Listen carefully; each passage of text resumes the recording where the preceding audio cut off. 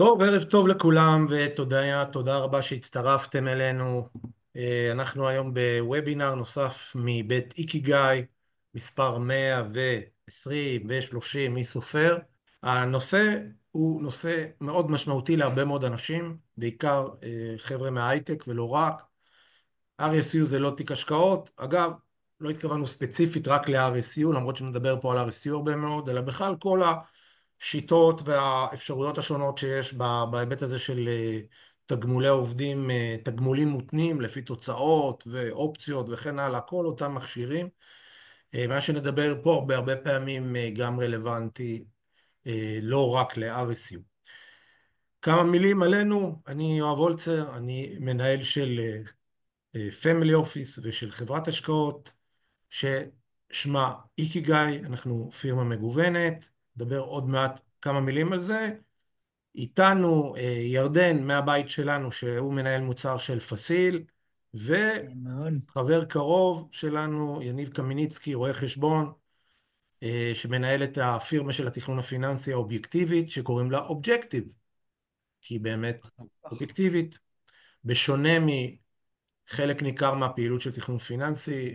יניב בהחלט הוא מגדלור של מקצועיות ואובייקטיביות, התמקדות אך ורק בצורכי הלקוח, בשונה מאוד מהתחום הזה, אבל זה לא הזמן אולי להרחיב על זה. קצת בכמה מילים עלינו, נמשיך. אנחנו כמובן מתעסקים באיקיגאי הרבה מאוד בהשקעות, בפמילי כגוף אובייקטיבי לחלוטין, ללא עמלות, ללא אינטרסים זרים משום תחום, בארבעת עולמות ההשקעות: בעולם השכיר, בעולם הנדל"ן האלטרנטיבי, וכמובן גם בנכסי סיכון במידה מאוד מאוד מוגבלת. אבל מתעסקים בהרבה הרבה מאוד תחומים אחרים, גם מה שנזכר כאן, הרבה מאוד סוגי לקוחות, דגש גדול על עולמות מורכבים של עסקים, אבל גם הייטקיסטים, ומגוון גדול של לקוחות, כמובן בעיקר לקוחות כשירים. וקצת על הצוות שלנו. יש לנו כמובן צוות עם הרבה מאוד אנשים, אבל ספציפית להזכיר שיש לנו דגש על קרחים בצוות. קודם כל הקרח משמאל זה אני, וראובן קפלן, הבכיר ממני, יושב ראש שלנו, בעבר ניהל את בית ההשקעות בזמנו הגדול ביותר בארץ, פסגות, מנכ"ל של כמה חברות גדולות וידועות, ודירקטור בכל מיני חברות ציבוריות. ועוד מילה אחת לפני שאנחנו מתחילים לצלול, זה בנושא הדיסקליימר. אז תראו, המטרה שלנו בוובינר הזה, וגם בוובינר אחרים, אם תבואו לצפות, יש לנו גם ערוץ יוטיוב עם הרבה מאוד הקלטות, אם אתם רוצים לצבור ידע ולהקשיב. אין לנו פה מטרה לתת לכם ייעוץ, לא ייעוץ השקעות, בטח לא שיווק השקעות. זה לא הקשר של מוצר מסוים, וזה לא אומר שלכם יש היום מניות, אופציות, RSU, you name it. זה לא, אנחנו לא נגיד לכם אם נכון עכשיו למכור, או עכשיו להחזיק, או כמה, או איך, באופן ספציפי. זה לא ייעוץ, זה לא הקשר ספציפי לכם. כמובן, אם אתם צריכים ייעוץ, חשוב שתקבלו ייעוץ. המטרה של המפגש שלנו זה לצבור ידע, בעיקר ידע ושיטות ודרכי חשיבה, state of mind, איך נכון לעבוד בתיקים של משפחות שיש בהם גם תמורות מותנות כאלה, כמו RSU או אופציות וכן הלאה. ובהחלט שאנחנו צברנו ביחד פה ניסיון מאוד משמעותי בתחום הזה. אגב, לא רק ניסיון מקצועי, זה גם ניסיון של החיים. אתה פוגש בן אדם, ואחרי שנה ואחרי שנתיים ואחרי 5, ואתה יודע מה קרה ואיזה החלטות לקחנו, אנחנו יכולים גם להסתכל בדיעבד. אז יש פה גם ניסיון חיים עם שימוש במכשירים האלה. אז זה היה הדיסקליימר. מעולה, תודה רבה. כן, אני חושב שסוגיית ה-RSU היא סוגיה מאוד מאוד מעניינת. במיוחד הנושא הזה נהיה מיום ליום רק יותר ויותר רלוונטי. כמות התנודתיות שאנחנו רואים, כל יום יש חברת AI אחרת שעושה אקזיט, והעובדים שלה נהנים מהאופציות. חברות גדולות כמו NVIDIA, שבה הרבה מאוד עובדים נהפכים להיות מיליונרים על הנייר בעקבות המניות. אני חושב שזו סוגיה מאוד מאוד מעניינת. בסיטואציה הזאת שהרבה עובדים מגיעים אליה, שפתאום חלק גדול מהתיק נשאר על המניה של החברה שלי. מתי זה הופך לסיכון? אז קודם כל נתחיל מזה שזה RSU זה דבר טוב, כן?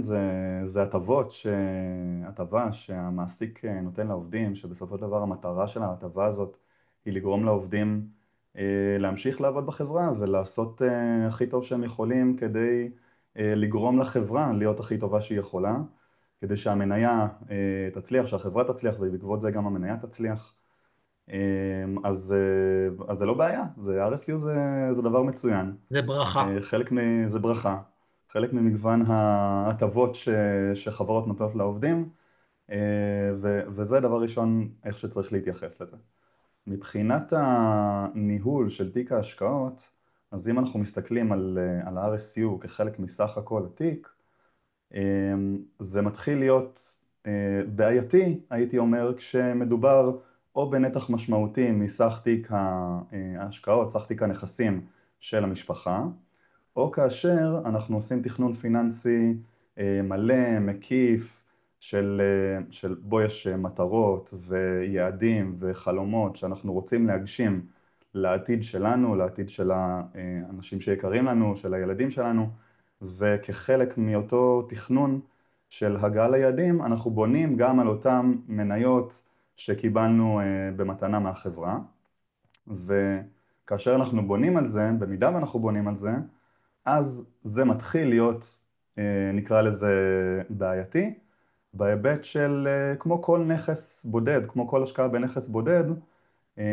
ולא משנה אם זה מניות, אג"ח, נדל"ן, קריפטו, you name it, אז יש פה סיכון, הסיכון שבחוסר הפיזור. ולכן, זה, אם לשים דגש על משהו, זה על הדבר הזה ועל ההסתכלות ההוליסטית והתכנון המקיף של המשפחה, ובמידה ואנחנו כחלק מהתכנון המקיף הזה בונים על RSU, על חלק משמעותי מתוך ה-RSU, אז עלולה להיווצר פה איזושהי בעיה בעתיד. נגיד ואני מחזיק עכשיו, ואני מחזיק כמות יפה של RSU, ועכשיו, כאילו, מה אני עושה מפה? אז קצת להפחיד, כאילו בכוונה. עשיתי קצת בדיקה של מניות, כמה מניות שאני מכיר אה, מההיסטוריה שפשוט או נמחקו או שירדו בצורה דרמטית. אני ממש אקריא כזה רשימה זריזה של כמה דברים עיקריים שבטח רוב מי שנמצא פה בוובינר מכיר את רוב המקרים, אבל נדגיש אותם רגע. אז לדוגמה יש את מאנדיי שמאז השיא שלה ב-2021 נפלה ב-60%, SolarEdge מהשיא ב-2022 נפלה ב-90%, אינטל שזה ביחס למאנדיי וסולארג' זה אין מה להשוות, כן? זה חברה שהיא פי כמה וכמה יותר גדולה, נפלה מאז השיא בשנת 2000 ב-70%, והיום אחרי התאוששות קלה, אחרי שטראמפ החליט לקנות אותה, אז היא בנפילה של 50% מאותו שיא בשנת 2000. נוקיה, שאנחנו כולנו מכירים ויודעים מדוע היא התרסקה, אז 90% נפילה, זאת אומרת המניה הזאת שווה 10% מהשיא שלה בשנת 2000, ועוד הרבה מאוד דוגמאות של חברות שנמחקו לגמרי ושפשוט לא קיימות. הגדולות שאנחנו מכירים זה אנרון למשל, חברת אנרגיה ענקית שנפלה, ופנם, חברת תעופה אמריקאית שכבר לא קיימת מזמן. אז זה בעצם מדגיש את למה לא להיחשף או למה לא לתת משקל גבוה מדי למניה הספציפית שאותה אנחנו מחזיקים, וזה לא משנה דרך אגב אם זה RSU או כל נכס אחר בתיק ההשקעות שלנו, זה יכול להיות גם מן הסתם נכסים אחרים. עכשיו לשאלה ששכחתי מה היא הייתה. אה, שאלתי בעצם, אם עכשיו אני מחזיק RSU, ואני מבין שיש פה שאני נמצא באיזה מקום קצת בעייתי, ואני חושב על, אוקיי, אולי אני צריך לעשות עם זה משהו. מה הצעד הראשון שלי בכלל? אוקיי, אז אני מבין שיש פה איזושהי בעיה, אני מבין שאני חשוף אולי ביתר. ונניח שכבר עשיתי איזשהו תכנון פיננסי, בין אם זה עם מתכנן, בין אם זה עם עצמי או עם בת הזוג שלי, ישבנו וחשבנו מה אנחנו רוצים עבור העתיד שלנו איך נכון עבורנו לפזר את הנכסים.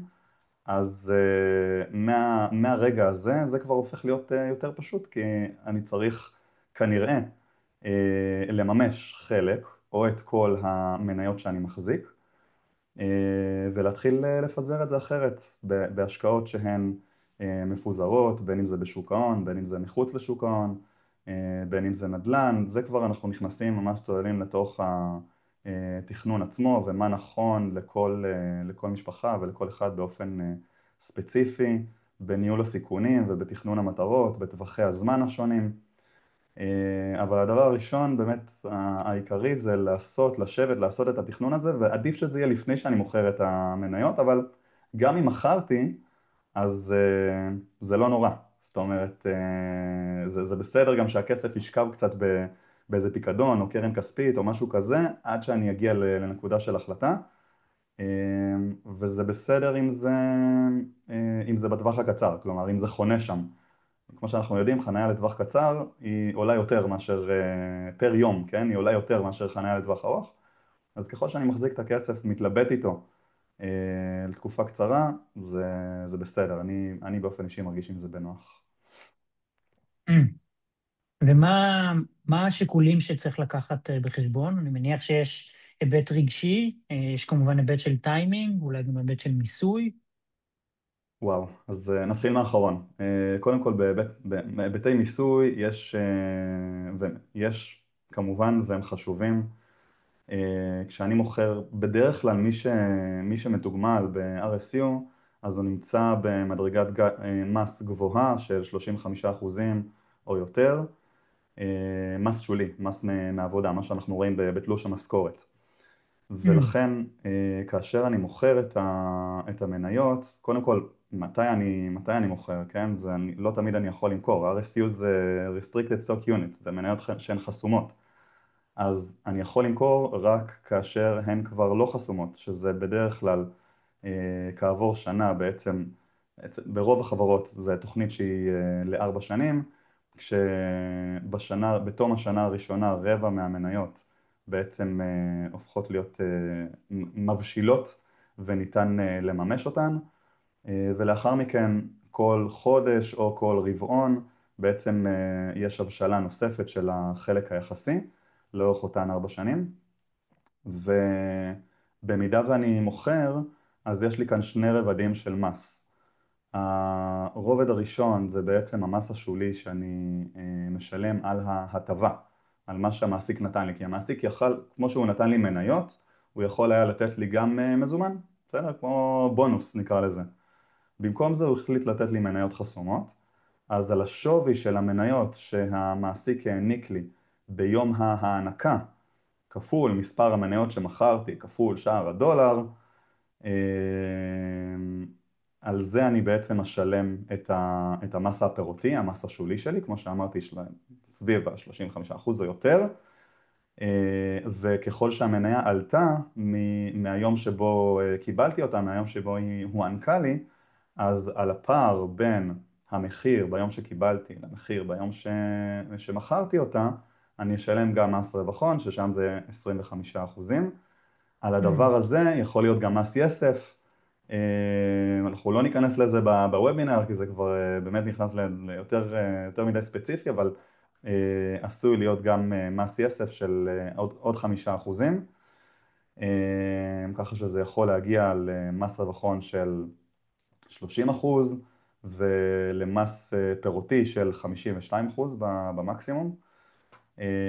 אז זה בית מיסוי שצריך לקחת אותו בחשבון, כלומר זו סיבה מדוע דווקא לא לממש את המניות בשלב שבו אני משתכר, רמת השכר שלי גבוהה ואני משלם מס פירותי גבוה, אלא כן לדחות את המימוש למועד או שנת מס, שנה קלנדרית, שבה אני לא עובד או שהורדתי הילוך, ובהתאם גם שיעור המס הפירותי שלי פחת, ואז אני בעצם מנצל את הדבר הזה לטובת מחירה ותשלום מופחת של מס. אז אם אמרנו מקודם את הסיבה למה, או הסיבות, מדוע כדאי לחשוש מהשקעה בנכס בודד ולהשקיע בצורה מפוזרת, אז בהיבט של המיסוי, דווקא יש פה כדאיות של דחיית המכירה לשנה, אני מדגיש, שנה קלנדרית, כי המיסוי הוא שנתי ולא חודשי, אז לשנה קלנדרית שבה אני משתכר פחות, שבה הורדתי הילוך. אז זה בהיבט המיסוי. מהבחינה הרגשית זה עולם שהוא סופר סופר מעניין. יש לי כל כך הרבה לקוחות בחברות, לא אגיד שמות בכוונה, אבל באמת חברות מהגדולות בעולם, בארצות הברית, עובדים ישראלים כמובן של הסניפים הישראלים של אותן חברות, והרבה מהם מרגישים מחוברים למניה. ו... יש קושי באמת להיפרד ממנה. וזה משהו שצריך לעבוד עליו, זה חלק מהעניין. מצד שני, כן. מה שאני תמיד אומר זה שגם בהיבט הרגשי וגם בהיבט של לשחרר ומתי הטיימינג הנכון למכור, והאם אני מוכר עכשיו והמניה תמשיך לעלות, אז איך אני ארגיש לגבי זה, כי זה קורה הרבה פעמים. בוא נגיד, בסבירות של מעל 50% זה קורה שאני מוכר ואחרי זה המניה ממשיכה לעלות. אז צריך לדעת באמת לאסוף את זה ולשחרר באיזשהו מקום, ולדעת להיות מספיק חזק עם עצמי שאני עושה את הדבר הנכון, ומה שאני חושב עוזר לי עוד לקבל את ההחלטה שכן למכור, למרות שאני עדיין עובד של החברה לצורך העניין, ואני עדיין נמצא במיסוי גבוה, או לא משנה, אני עובד של חברה אחרת ואני עדיין נמצא במיסוי גבוה, זה שאני ממשיך לקבל עוד מניות של החברה. כלומר, בדרך כלל RSU זה תוכנית היא 4 שנתית, אבל כל שנה אני מקבל חבילה מחדש. ואז כל חודש או כל רבעון יש לי עוד ועוד חבילות שבעצם מבשילות, וככה סך ההון שלי, או באחוזים מתוך סך ההון שלי, אני הולך ומושקע יותר באותה מניה, ואם אני אשחרר קצת אז זה לא נורא, אז אני אשאר סתם אני זורק מספר, כן? זה לא מחייב שום דבר, אבל נניח ש3% מסך ההון שלי מושקע באותה חברה, אז אני אשאר על אותם 3% וזה בסדר, אני פשוט לא אגדל. אז זה עוד דרך ככה מעניין. פסיכולוגית אולי לשחרר את מגניב. הדבר הזה. אני ממש רציתי להתפרץ קצת קודם, אני חושב שהאזורים שאני ראיתי את הקושי הגדול זה מקומות שה-RSC הוא החלון. זאת אומרת שיש משפחה עובדת, יש לה כבר דירה, אוקיי, דירה עם משכנתה, מתפרנסים, עובדים, בסדר, ילדים, אבל יש את ה-RSU הזה שברגע שהוא יהיה בשל, אז זה כבר יהיה שווה $1,000,000, או 3, או 5, או 10, או כל מיני כאלה. וספציפית, בלי להזכיר שמות או מניות, יצא לי לראות את זה באינווידיה. אבל אני לא מזכיר, רק אומר שזה התנפח. אה, לא אומר שזה נפוח, אלא הכוונה, ראיתי את זה גדל מאזור, אני לא זוכר כרגע מה שווי המניה, פחות או יותר, באמת, לרגע שכחתי, אבל זה היה 10% מהיום, או 8% מהיום, זאת אומרת, גדל כל כך, תוך כדי השיחה, תוך כדי השיח על ה-RSU.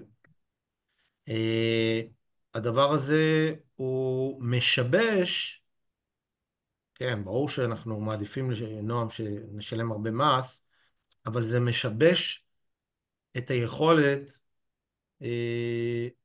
לקחת את זה בצורה מאוד מסודרת. ולכן אחד הדברים המרכזיים שאני חושב שעוזרים במצבים כאלה, שוב, אם זה 3% מההון, יניב, אני חושב שזה קצת פחות רלוונטי למה שאני מדבר.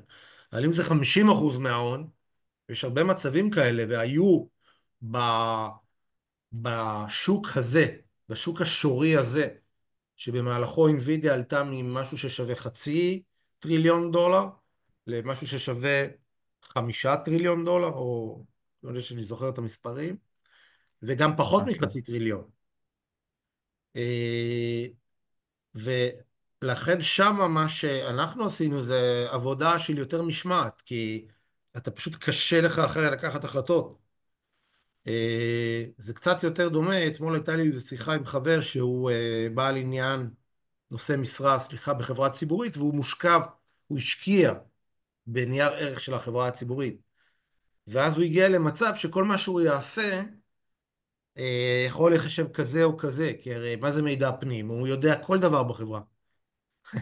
אז זאת אומרת, זו איזושהי סיטואציה מורכבת. ואז הוא אומר, תשמע, הפתרון הכי טוב, מכיוון שיש פדיון, מדובר על אג"ח, מכיוון שיש פדיון במועדים מסוימים, אז אולי הדבר באמת הכי בריא זה פשוט שאני אעזוב את זה, כי זה ממילא ייפדה.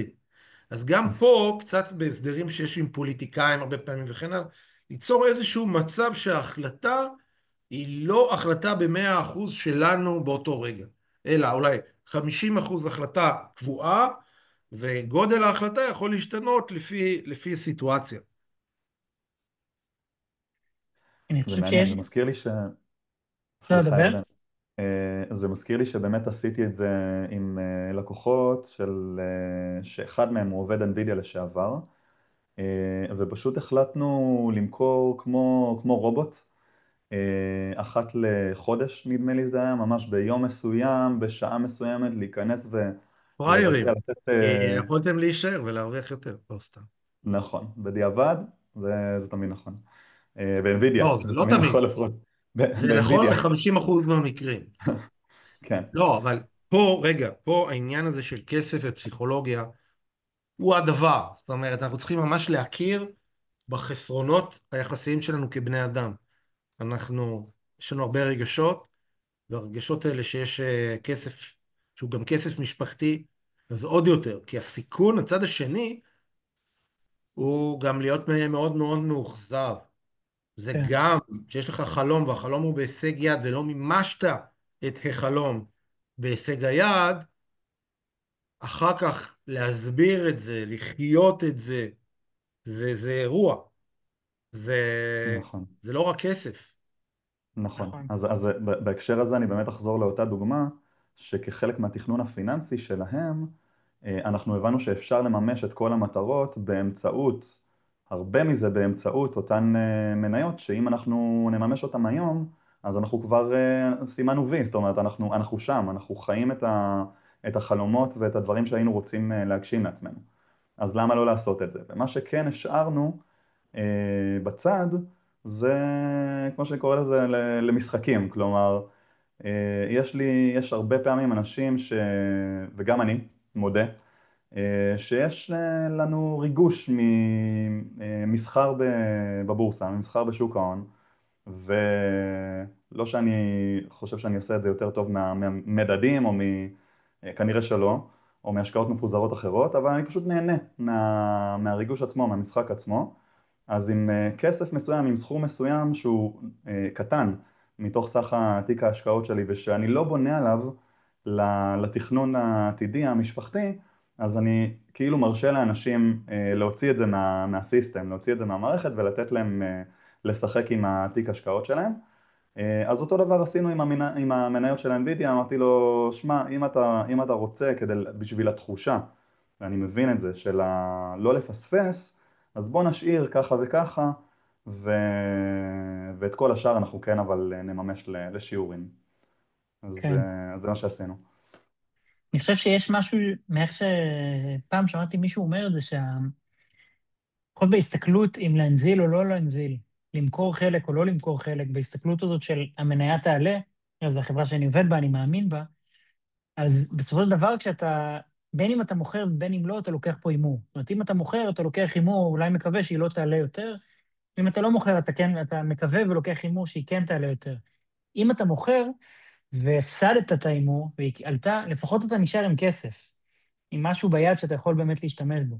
מהצד השני, שאם לקחת את ההימור, לא הנזלת, לקחת את ההימור וזה לא עלה, אלא ירד, אז פה אתה נשאר עם די כלום, או עם הרבה פחות לפחות. ואני חושב שזה גם משהו. אוקיי, מעולה.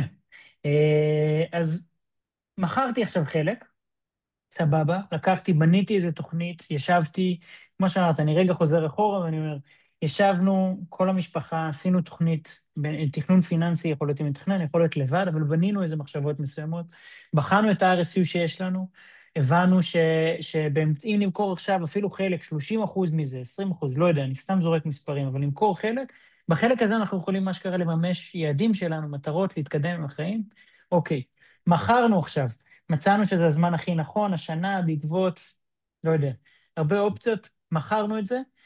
איך עכשיו מחליטים מה לעשות עם הכסף? אוקיי, אז כמו שאמרתי, עדיף שנחליט לפני, אבל גם אם לא החלטנו עדיין אז זה בסדר, וזה יכול לשכב קצת. ואיך אנחנו מחליטים מה לעשות איתו?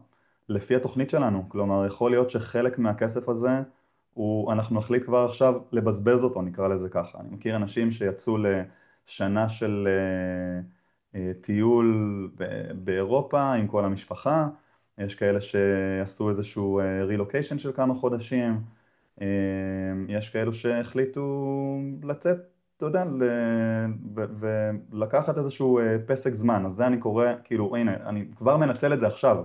כלומר, לא הכל חייב להיות איזה שהם חלומות גדולים לעתיד, ומה אני רוצה לעשות, ומה אני אחסוך לילדים שלי וכולי, אלא יש לפעמים דברים שהייתי רוצה לממש כבר היום, והנה אני יכול להרשות לעצמי את הדבר הזה. בטח כשאנחנו מדברים על, כמו שיואב ציין, מניות של חברות, RSU של חברות שבאמת התפוצצו בשנים האחרונות והתיק שלנו גדל, אז אני בעד. כלומר, למה לא לקחת חלק מהסכום הזה וכבר ליהנות ממנו, או את כולו, אני לא יודע, זה כל אחד ואיך שהוא מרגיש. והדבר השני, הנוסף, זה באמת החשיבה לעתיד. אז מה אני רוצה? אני רוצה להקים עסק, אני רוצה לעשות משהו אחר, אני רוצה לעשות שינוי בקריירה, אני רוצה ללכת ללמוד. כל הדברים האלה זה מטרות, זה דברים שאין נכון ולא נכון, כן? זה כל אחד, כל אחת מייצרת לעצמה וחושבת מה היא הייתה רוצה לעשות בחיים מה הדברים שאני יכולה להשיג עם אותו כסף. בסוף זה כסף, כן? הכסף הזה אמור לשמש אותנו לחיות את החיים שהיינו רוצים. אז או לחיות את החיים שהיינו רוצים בהווה, בצורה מושכלת כמובן, או להשקיע אותו לעתיד. ואם אנחנו משקיעים אותו לעתיד, אז עדיף, הרי אנחנו מימשנו מניה של חברה ספציפית כדי להימנע מהסיכון של הנכס הספציפי, מהסיכון של התנודתיות הגבוהה, מהסיכון שציינתי מקודם שהחברה תהיה שווה הרבה, אפילו הרבה הרבה פחות, או לא תהיה שווה כלום, תוך לפעמים אפילו פרק זמן קצר. אז אם כבר אנחנו עשינו את הדבר הזה ואנחנו משקיעים למען העתיד, אז עדיף שאנחנו נבצע את ההשקעות בצורה מפוזרת, בין אם זה בשוק ההון באפיקים מנייתיים, בין אם זה בשוק ההון באפיקים אג"חים, בין אם זה בנדל"ן, בנדל"ן בישראל, בנדל"ן בחו"ל. נדל"ן בישראל זה קצת קשה לעשות פיזור, אבל בחו"ל קצת יותר קל, ויש קרנות, כלומר, מגוון האפשרויות הוא גדול מאוד, והכל צריך להיות בהתאם למטרות, לניהול הסיכונים, לטווחי הזמן, לאופי שלי, עם מה אני יכול לישון טוב בלילה, עם מה בת הזוג שלי יכולה לישון טוב בלילה. כל הדבר הזה צריך להילקח תחת המגוון השיקולים, כדי שאני בסוף אקבל החלטה. אני מקווה שזה עונה לשאלה, כי עניתי באופן מאוד כללי, אבל זה באמת עניין של ספציפי לכל אחד, אז קשה לענות בצורה רחבה, אבל זה המגוון הרחב של האפשרויות שיש לנו.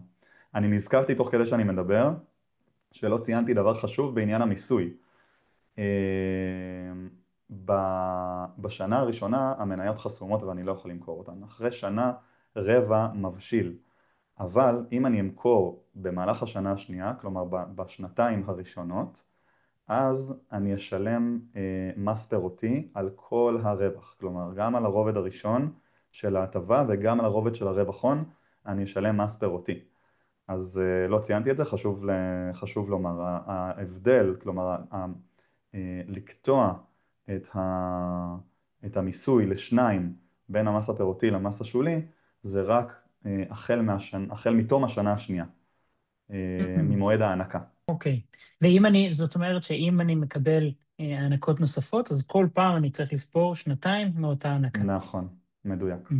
בנושא של תכנון פיננסי ו-asset allocation ו-wealth management, בקיצור, כל הדיסציפלינות האלה הולכות על זה שהשקעה בשוק ההון היא השקעה לטווח ארוך. פה צריך להבין שיש לנו פה איזו התנגשות, כי יש לנו פה נכס נזיל כאילו, נגיד לצורך מבחן של כשירות, וכן הלאה, זה נכס נזיל, אבל קשה מאוד להגדיר אותו כהשקעה לטווח ארוך. ההשקעה לטווח ארוך פה, בגלל שהוא בודד, היא משנה את כל התמונה. כשאומרים על להשקיע בשוק ההון, נגיד במדדים מובילים, מה שמעניין שם זה לא להשקיע במניות מסוימות, אלא דווקא זה שהמדד מתעדכן ככל שהכלכלה משתנה ועולות מתודולוגיות חדשות, טכנולוגיות חדשות כמו AI וכן הלאה. פעם זה היה האינטרנט, היום זה AI, כן? העולמות האלה של מכפילים גבוהים, כמו שאנחנו נמצאים היום. ובעצם שאנחנו יכולים בקלות להתבלבל ולהגיד, עזוב, נו בוא, זה מניה, בוא, זה נזיל, זה השקעה לטווח ארוך, ה-AI, הטכנולוגיה. אבל גם הטכנולוגיות הגדולות של היום, עלולות להיות במקום, לא מקום ראשון, שני, שלישי, עלולות להיות פתאום מקום שישי, שביעי ושמיני ו12, גם זה משמעותי. ובתכלס מצד שני, שאנחנו מושקעים ב-RSU, שזה לחלוטין אנחנו מושקעים ב-RSU אגב, זה בכל רגע נתון שהחלק הבשל, הווסטד, הוא החלטה להשקיע, שאנחנו מחזיקים במשהו, בכל יום נתון שאנחנו מחזיקים אותו, זה החלטה להשקיע, זה בחירה. אגב, בכל יום נתון שאנחנו בתוך זוגיות מסוימת, אנחנו בוחרים להיות בזוגיות, או בכל יום מקום שאנחנו עושים ספורט מסוים, מחליטים לעשות אותו, ובכל מאכל שאנחנו אוכלים. אני מדבר על זה, כי הרבה פעמים אנחנו לא שמים לב שהחיים שלנו, אנחנו לא שמים לב, אבל יש לנו הרבה חירויות שאנחנו לא רואים אותן, לא מחולבים אותן. אז ה-RSU, בעצם מה שקורה, החירות שלנו נלקחת על ידי החלום. ואנחנו אפילו לא רואים את זה, לא קולטים את זה. מהצד השני, אם אנחנו מושקעים ב-RSU בחברה מובילה, הרי גם כך, אם אנחנו נשקיע במדדים הבולטים, אנחנו נמשיך להשקיע במניה הזאת.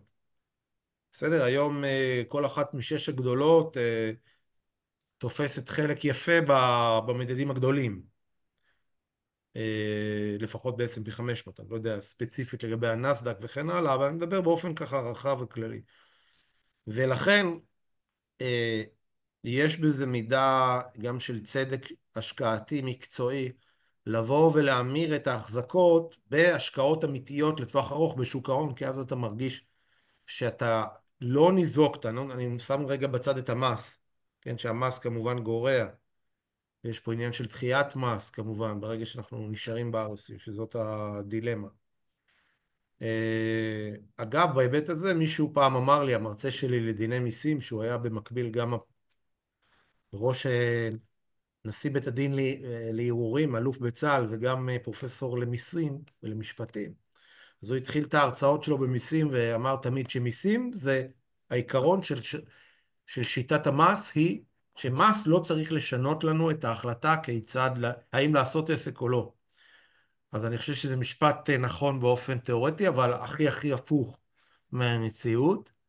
אין ספק שהמיסוי פה בסיטואציה הזאת הוא גם גורם לנו אנחנו מאוד מאוד פוחדים להיות פריירים. כי לא רק שאנחנו משלמים את המס, משלמים אותו מוקדם ובעצם מונעים מאיתנו את ההתפתחות במכשיר כזה שהוא מכשיר שהוא בעיקרו דחיית מס, לא בעיקרו אלא חלק ממנו, חלק מהמאפיינים שלו זה דחיית מס.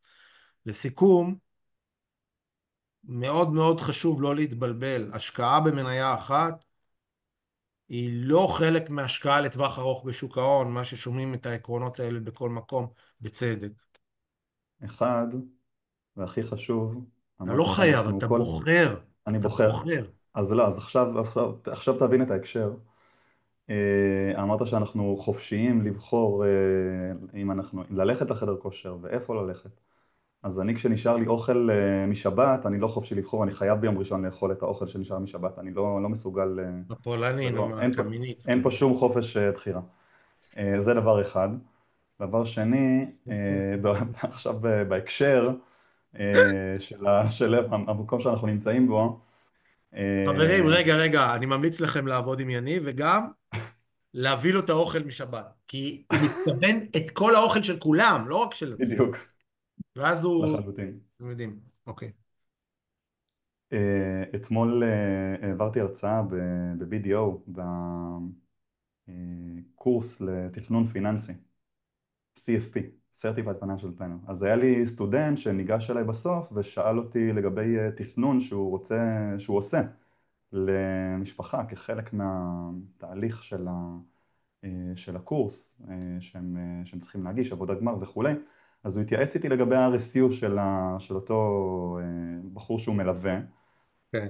לא משנה של איזה חברה, באיזה חברה הוא עובד, אבל הוא שאל אותי אז מה, כי אני אמרתי כשאני עושה תוכניות אז על מדדי מניות אני לוקח הנחת תשואה של 10% בשנה, כשאני לוקח את זה לטווח ארוך, אוקיי? טווח ארוך מבחינתי זה 10 שנים ומעלה. אז הוא אמר לי, תשמע, פה מדובר לעבוד בחברה הזאת ב10 שנים הקרובות, אז מה אתה חושב, אני יכול לקחת גם כן 10%? אז אמרתי לו, ברור שלא. אתה תיקח הנחה שזה שווה 50% ממה שזה שווה היום, וזה במקרה הטוב. זאת אומרת, אם אתה רוצה להיות שמרן, תוריד את זה לגמרי מהתכנון. אז זה בהקשר של המניה הבודדת לעומת ההשקעה במדד מפוזר.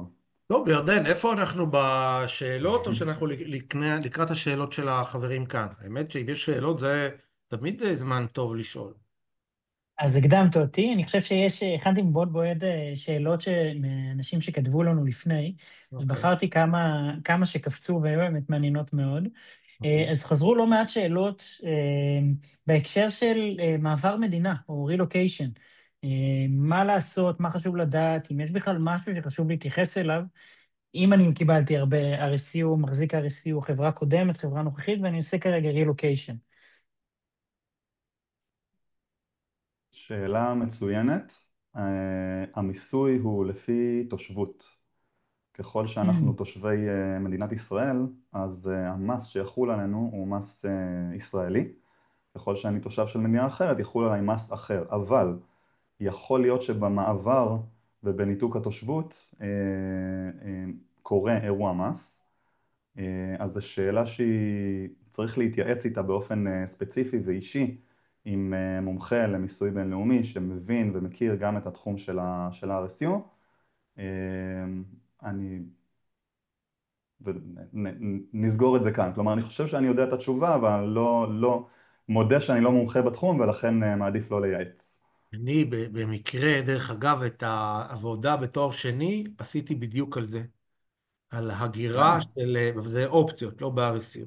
ספציפית, יש תקנות באמנות השונות לגבי זה, יש כל מיני מקרים, הדברים האלה חשוב מאוד לקבל מהם את התמיכה מהמעסיק, ולפעמים אם זה מדובר בסכומים גדולים, בכל מקרה כדאי גם לקבל opinion ספציפית, אם אתם מעוניינים בזה, אנחנו בהחלט יכולים לחבר אתכם למומחים הגדולים בעולמות האלה, אנחנו מתעסקים הרבה במיסוי בינלאומי, לא בעצמנו, אלא הרבה עם עזרה של עורכי דין חיצוניים, אבל זה בהחלט סוגיות משמעותיות, ואפשר לעשות בהן שגיאות. השגיאות האלה יכולות לגרום גם לפעמים לכפל מס, ולא שחלילה אני חושב החברות בדרך כלל מצוידות היטב, אבל לפעמים יש טעויות.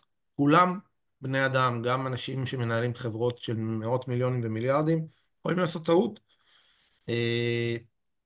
וגם לפעמים יש במצבים מסוימים חוסר ודאות מסוימת, וחוסר הוודאות הזאת גם צריך לקחת אותה בחשבון, ויש לזה כל מיני פתרונות. אז בהחלט במצבים האלה חשוב להתייעץ ולהתייעץ היטב. אני נתקל אגב בהקשר הזה בכל מיני מקרים של אנשים עם הרבה מאוד כסף שחושבים, רגע, אבל ההתייעצות הזאת, אני לא מדבר עלינו, אני מדבר על התייעצות חיצונית, זה 20,000 שקל, אולי נמצא מישהו ב-15,000 שקל, שאנחנו מדברים לפעמים על נכסים של עשרות מיליונים. אז חברים, זה לא נכון. נכון, אם הייתם, זה החבר שלכם, הייתם אומרים לו, מה קורה לך? זה נכס ששווה 10 מיליון שקל, ואתה חושב שכדאי, מה שחשוב עכשיו זה לחסוך 2,000, כי זה יעביר אותך חודש אתם מוציא 40,000, ואתה עכשיו תוציא 44,000 בדווקא חודשית, וזה לא... חברים, לא להתבלבל בדברים האלה. שאומרים wealth management, אז זה באמת management. management זה ניהול, ניהול זה דבר לוגי. בהחלט חשוב לא לחסוך בעניינים האלה. ואגב, מה שעוזר לכם, התייעצות ראויה, זה נותן לכם את השקט הנפשי שאתם פועלים נכון, אתם עובדים נכון, וזה גם בסופו של דבר מייצר לכם רווח, כי בדרך כלל ההחלטות הלוגיות מאפשרות לכם להחליט נכון, למכור בזמן, או להימנע מלמכור בזמן, כלומר, שלא בזמן. זה בוודאי אחד היום מישהו שאל אותי, איזשהו לקוח, מה מבדל אתכם? למרות שהוא בעצמו סיפר לי מה מבדל אותנו. חשבתי, כי זה גם מאוד סובייקטיבי מה שמבדל. הוא יכול לראות את הבידול. אמרתי לו, קוראים לנו trust. קוראים לנו איקיגאי, אבל השם השני שלנו זה trust, בהקשר של ה-family office. אז האמון, למה לתת אמון? לא בנו, אלא בכלל שאתה נותן אמון, אתה נותן משהו שהוא לוגי, שעובד בצורה מסודרת, לא רגשית.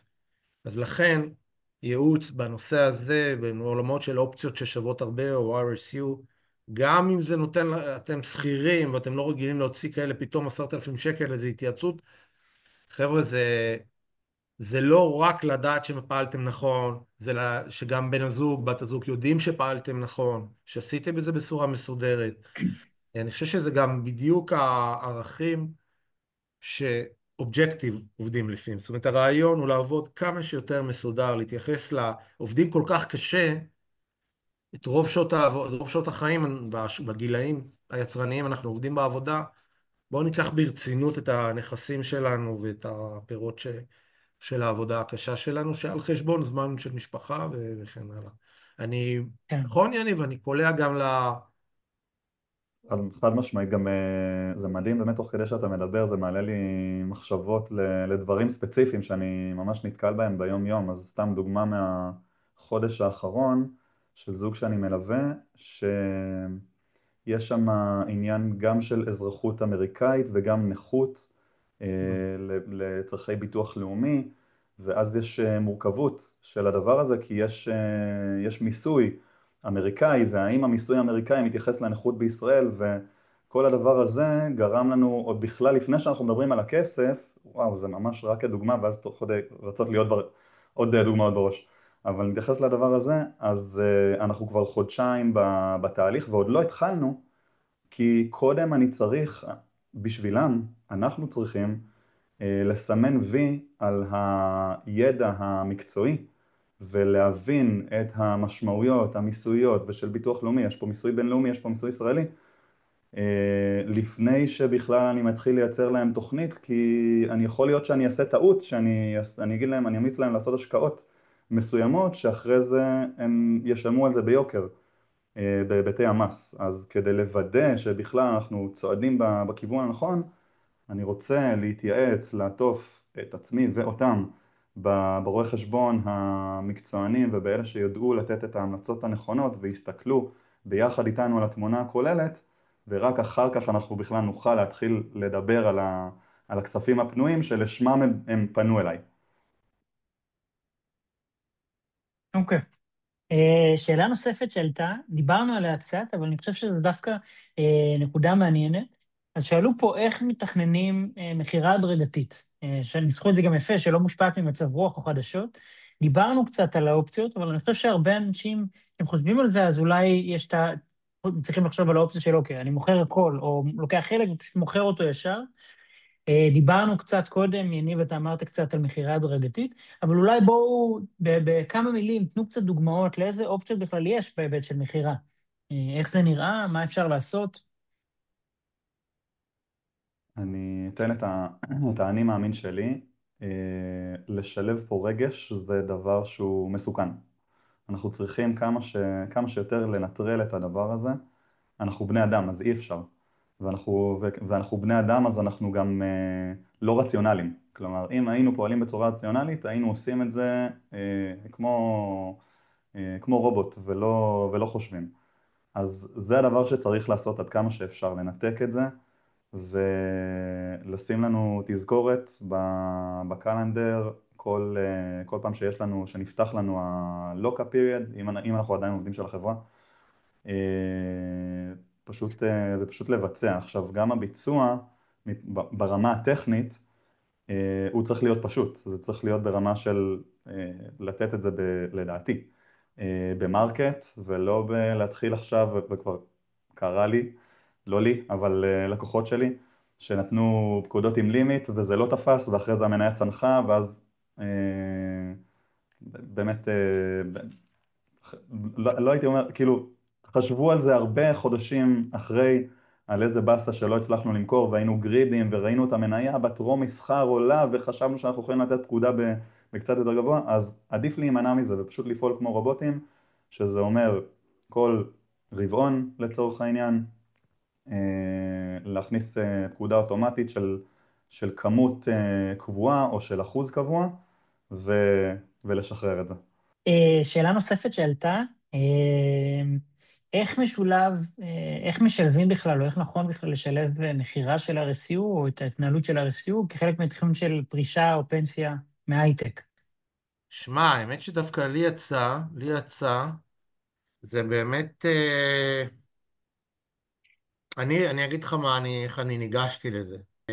זה פשוט עיוות את התיק כל כך, בצורה חיובית אגב, ואז אמרתי להם, תקשיבו, אנחנו צריכים להיפגש. אמרו, בסדר, ברור, אנחנו צריכים להיפגש, ככה זה. אני אומרים להם, תקשיבו רגע, אתם הייתם עמידים עד היום, אבל אתם בעצם כבר לא עמידים, אתם עשירים. אז הסיטואציות האלה שבסופו של דבר הם אחרי גיל 50, אוקיי? שיש כאלה סיטואציות, ודווקא אחרי גיל 50 זה גם יותר הגיוני שה-RSU הוא יותר גדול. כי, אוקיי, חבר'ה של הייטק שנשארו שם, עברו את כל העינויים, את כל איך קוראים לזה? סדרות שבי, סתם צוחק. בקיצור, עברו את כל השנים שזה פוגש את הפנסיה. ואז עשיתי משחק כזה. אמרנו, בואו נתעלם רגע מהדברים המוזרים האלה שקורים בתיק, כי זה באמת לא משהו שחשבנו שיקרה לנו. ובואו נתכנס רגע לבסיס. זאת הפרישה שתכננו, אוקיי, יש לנו פרישה קצת יותר טובה, כל השאר זה העברה בין דורית. זאת אומרת, אני הצעתי את זה. בואו ניתן לזה איזה שם אחר כבר, שהוא לא קשור כבר לפרישה. כי אתם יודעים שפורשים עם 20 מיליון, זה שונה מלפרוש עם 50 מיליון, לעומת לפרוש עם 200 מיליון. זה משנה מאוד בעצם הייתה השאלה איך עושים את זה. אני חושב שצריך להגדיר. אני ממליץ למשפחות בדרך כלל לא ליפול, לא לשנות את החיים כבר שתוכננו, כי כסף גדול, אני שוב מדבר על מצבים כאלה של התרחבות מאוד גדולה, זה יכול ליצור גם קושי. זה רק הסתכלות אחת על מה שקורה בפנסיה. אני חושב שהגישה של יניב היא הגישה הנכונה. צריך גם לחשוב על הצד השלילי, על מה יכול לקרות אם זה לא יהיה. להאחז, לבנות את המצב הפנסיוני בצורה רגועה, הכוונה את הפרישה, גם לפי אפשרות שזה לא ילך כמו שאנחנו חושבים, ואפילו שהתוצאות לא יהיו מה שיש לנו היום ביד. זאת אומרת, יכול להיות שזה בכל זאת יפחת עם הזמן, במיוחד אם אנחנו כבר השתמשנו בחלק ואנחנו מעדיפים להחזיק את זה לטווח יותר ארוך, יכול להיות שגם יהיו הפתעות פחות טובות. יש למשל חברות כמו טסלה, לדוגמה, שבן אדם אחד שעומד בראשה הוא מאוד מאוד מאוד משמעותי. יש כל מיני סיבות למה חברות יכולות לעבור שינוי גדול, אפילו שזה לא נראה לנו נתפס. ספציפית לי יצא להיות בעל מניות של ג'נרל מוטורס ביום שהיא נמחקה. אגב, מכרתי את זה לפני שהיא נמחקה, אבל ג'נרל מוטורס פעם נמחקה מהמסחר. כלומר, היא הייתה לא סולבנטית, ולכן נמחקה. שזה מטורף. זה באמת מטורף, אפרופו, ירדן.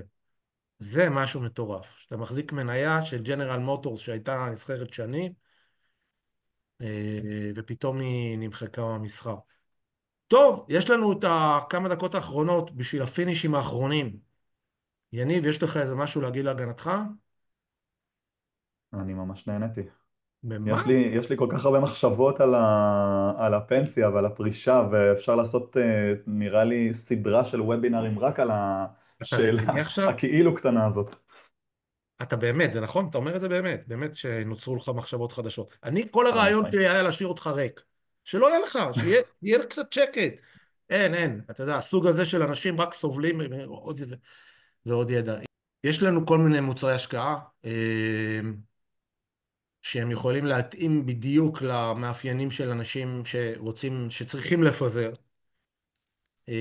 ואת זה אפשר לדבר על זה, אם זה מעניין אתכם. כל הרעיון שלנו במוצרי ההשקעה שלנו זה להנגיש מוצרים סופר איכותיים שבאמת אין נגישות לקהל הרחב, זה בדיוק המהות. מתודולוגיה שפיתחנו אחרי הרבה שנים של הבנה איך פותרים משוואה בארבעה נעלמים.